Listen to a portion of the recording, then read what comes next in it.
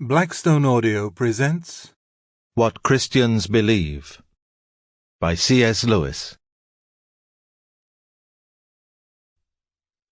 Chapter 1. The Rival Conceptions of God. I have been asked to tell you what Christians believe, and I am going to begin by telling you one thing that Christians do not need to believe. If you are a Christian, you do not have to believe that all the other religions are simply wrong all through.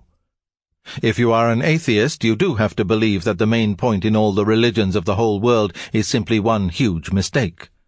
If you are a Christian, you are free to think that all these religions, even the queerest ones, contain at least some hint of the truth.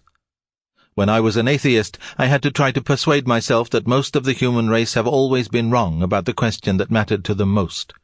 When I became a Christian, I was able to take a more liberal view. But, of course, being a Christian does mean thinking that where Christianity differs from other religions, Christianity is right and they are wrong. As in arithmetic, there is only one right answer to a sum, and all other answers are wrong. But some of the wrong answers are much nearer being right than others. The first big division of humanity is into the majority, who believe in some kind of God or gods, and the minority who do not. On this point, Christianity lines up with the majority, lines up with ancient Greeks and Romans, modern savages, Stoics, Platonists, Hindus, Mohammedans, etc., against the modern Western European materialist. Now I go on to the next big division. People who all believe in God can be divided according to the sort of God they believe in. There are two very different ideas on this subject. One of them is the idea that He is beyond good and evil. We humans call one thing good and another thing bad. But according to some people, that is merely our human point of view. These people would say that the wiser you become, the less you would want to call anything good or bad, and the more clearly you would see that everything is good in one way and bad in another, and that nothing could have been different.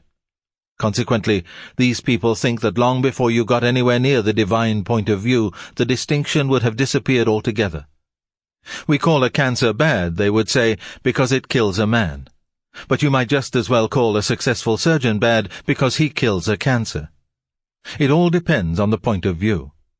The other and opposite idea is that God is quite definitely good or righteous, a God who takes sides, who loves love and hates hatred, who wants us to behave in one way and not in another. The first of these views, the one that thinks God beyond good and evil, is called pantheism.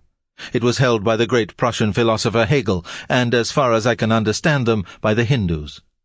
The other view is held by Jews, Mohammedans. Sample complete. Ready to continue?